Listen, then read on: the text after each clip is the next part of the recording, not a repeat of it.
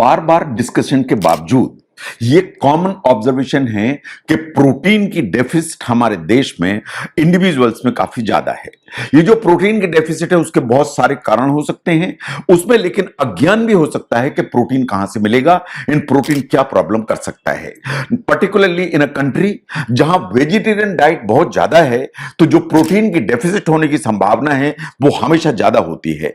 लेकिन इसमें अगर आपको इस चीज का अंदाजा नहीं है कि प्रोटीन कहां से मिलेगा, कैसे मिलेगा, ये आपकी बॉडी को क्या फायदा नुकसान कर सकता है, तो इसके डेफिसिट होने की जो संभावना है वो ज्यादा होती है। मैं doctor VK Mishra from gastro liver hospital, Swaroop Nagar, Kanpur. आज मैं बात करूंगा कि वो क्या संकेत हैं जो इस चीज का इंडिकेशन देते हैं कि आपको प्रोटीन इनफ मात्रा में नहीं मिल रहा है। नो, अगर आप ध्यान से देखें कि आप जितनी रोज कैलोरी खाते हैं उसमें से 10% जो कैलोरी है वो प्रोटीन से आना चाहिए। आप जो आपका बॉडी वेट है उसके हिसाब से 0.8 ग्राम प्रोटीन आपको पर केजी बॉडी वेट लेने की जरूरत है। इसका मतलब यह है कि अगर आपका वजन 60 किलो है तो आपको 48 ग्राम प्रोटीन लेने की जरूरत है। आप जब खाना खाते हैं, आप चाहे दाल खाएं, चाहे आप राजमा खाएं, चाहे आप छोले खाएं, तो ऐसा नहीं है कि आप जो राजमा खाते हैं आपकी इंटेस्टाइन में जाता है तो राजमा आपके खून में चला जाता है, ऐसा नहीं है। जब ये सब इंटेस्टाइन में जाता है तो इंटेस्टाइन में प्रोटीन ब्रेक डाउन होता है। ये जो ब्रेक डाउन होता है आपके ब्लड में जाता है, इन फिर रीयूज करने के लिए आपकी जो बॉडी है अपनी नीड के हिसाब से अपना प्रोटीन बनाती है जो आपने रॉ मटेरियल सप्लाई किया है इनके बेस पर। अगर प्रोटीन आपकी बॉडी में कम है तो क्या होगा? सबसे पहले आपको पांव में स्वेलिंग आएगी। जो स्वेलिंग आएगी इसे इडिमा भी कहते हैं, एनासार का भी कहते हैं। ये हाथों में आ सकती है, चेहरे पे आ सकती है, पांव पे सबसे ज्यादा आती है। इसलिए कि जो प्रोटीन आपकी बॉडी में होता है ये एक प्रोटीन बनाता है लीवर जिसे कहते हैं एल्ब्यूमिन। ये जो एल्ब्यूमिन है वो आपके ब्लड में रहता है, इन ब्लड का ऑस्मोटिक प्रेशर बढ़ाता है।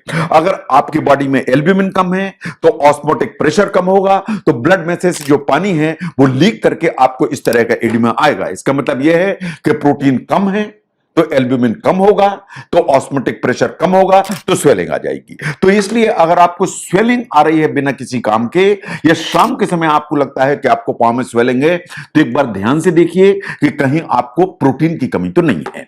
नंबर 2 पर आते हैं मूड चेंज। कभी अपने आप ही मूड आपका खुश रहता है, कभी इरिटेबल रहता है, कभी उदास रहता है। ये जो मूड चेंजेस हैं क्यों इस तरह की डेवलप होते हैं, इनको ध्यान से देखिए। हमारा जो ब्रेन है उसमें इंफॉर्मेशन यहां से वहां फैलने के लिए कुछ न्यूरोट्रांसमीटर्स होते हैं। ये जो न्यूरोट्रांसमीटर्स होते हैं ये एक्चुअली अमाइनो एसिड से बनते हैं। जो अमाइनो एसिड्स हैं actually are building block of protein. इसका प्रोटीन जब टूटते हैं तो अमाइनो एसिड बनते हैं। इन अमाइनो एसिड न्यूरोट्रांसमीटर बनाते हैं। नाउ अगर आपका प्रोटीन इंटेक कम है तो अमाइनो एसिड पूल कम होगा, तो जो न्यूरोट्रांसमीटर बनने का जो एक कैपेबिलिटी है वो हमेशा कम होगी। अगर ऐसा है तो जो न्यूरोट्रांसमीटर कम होंगे, पर्टिकुलरली डोपामिन एंड सेरोटोनिन, ये दो अगर कम होंगे तो डिप्रेशन या ओवरली एग्रेशन दोनों के होने की जो संभावना है वो बढ़ेगी। Now look at the hair, nail and skin problem. Now ये तीनों चीजें हैं, चाहे बाल हो, चाहे नाखून हो, चाहे स्किन हो, इनको 3 प्रोटीन चाहिए। इलास्टिन चाहिए, कोलेजन चाहिए, केराटिन चाहिए। ये तीनों के जो प्रोटीन हैं इनकी एडिक्वेट अमाउंट चाहिए और ये हमेशा प्रोटीन से बनती है जो आप प्रोटीन खाते हैं। अगर ये कम है तो क्या होगा? जो बाल हैं वो पतले होने लगेंगे, झड़ने लगेंगे। आपके जो स्किन है वो फ्लेकी होने लगेगी और आपके जो नाखून हैं उस पर बहुत डीप रिजिस डेवलप हो जाएंगी अगर इलास्टिन, कोलेजन, केराटिन कम है आपकी बॉडी में। नंबर 4 पर आती है फटीग, कि आपको लगातार थकान, फटीग, रेस्ट करने की बात भी लगती है। ऐसा क्यों? अगर आपकी एज ज्यादा है, मोर देन 55 है, आप अगर प्रोटीन ठीक मात्रा में नहीं लेते हैं तो आपका मसल मास कम होगा, आपकी मसल स्ट्रेंथ कम होगी, आपको बैलेंस की कुछ प्रॉब्लम आएंगे, आपका जो मेटाबॉलिज्म है वो नीचे की तरफ आएगा। साइंस ऐसा मानती है कि प्रोटीन डेफिसिट से over a period of time आपको खून की कमी होगी, एनीमिया डेवलप होगा और एनीमिया होगा तो आप टायर्ड फील करेंगे। नंबर 5 पर आती है हंगर। जो आप खाना खाते हैं उसके बाद पेट भरा होता है, आप काफी देर तक फुल फील करते हैं, वो इसलिए कि आपकी डाइट में ठीक मात्रा में प्रोटीन होता है।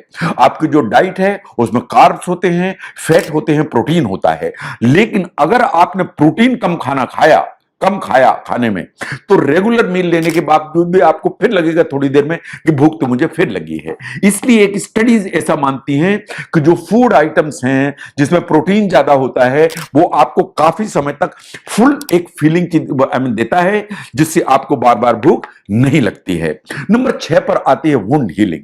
जैसे आपको कोई भी चोट लगी, अगर चोट लगी और आपकी बॉडी में प्रोटीन की डेफिसिट है तो वो जो घाव होगा या चोट लगेगी उसको ठीक होने में प्रॉब्लम होगी।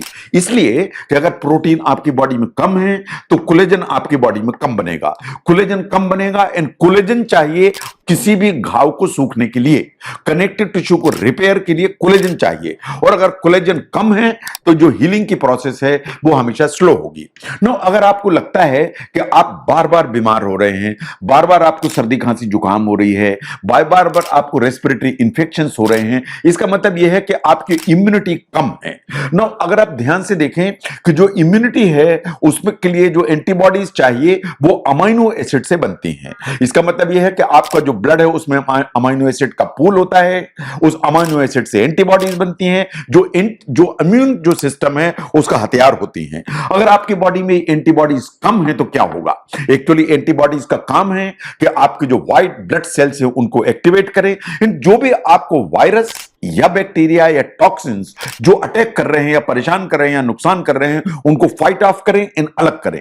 लेकिन अगर एंटीबॉडीज लो लेवल पर हैं तो अल्टीमेटली क्या होगा? आपका जो डिफेंस मैकेनिज्म है, ये इम्यूनिटी है, वो नीचे की तरफ आएगी। इन over a period of time आपको छोटे छोटे इंफेक्शंस पर्टिकुलरली रेस्पिरेटरी उनके पकड़ने की संभावना होगी। नो, क्या कुछ ऐसे इंडिविजुअल्स होते हैं जो कि ज्यादा ससेप्टेबल होते हैं कि जिनको प्रोटीन की डेफिसिट हो सकती है? बिल्कुल बात सही है। अगर आपकी ओवरऑल डाइट पुअर है, आपको बिल्कुल आदत पड़ी हुई है कि ज्यादा कार्बोहाइड्रेट खाने की या ज्यादा ऑयल खाने की, लेकिन प्रोटीन कम आप खाते हैं तो नेचुरली प्रोटीन कम होगा। जैसे जो एल्डरली लोग होते हैं जिनकी एज ज्यादा है और जो अदरवाइज कम खाना खाते हैं, इन प्रोटीन और कम खाते हैं तो प्रोटीन डेफिसिट होने की संभावना होती है। जो बच्चे होते हैं इन अंडर डेवलप्ड कंट्रीज में प्रोटीन डेफिसिट जो है ना छोटे बच्चों में is a very common problem, very common problem, particularly the sub Saharan area या अफ्रीकन कंट्रीज, ये सब जहां की न्यूट्रिशनल स्टेटस बहुत पुअर है, तो अगर प्रोटीन डेफिसिट होती है तो एक प्रॉब्लम हो जाती है जिसे कहते हैं क्वाशियोरकोर।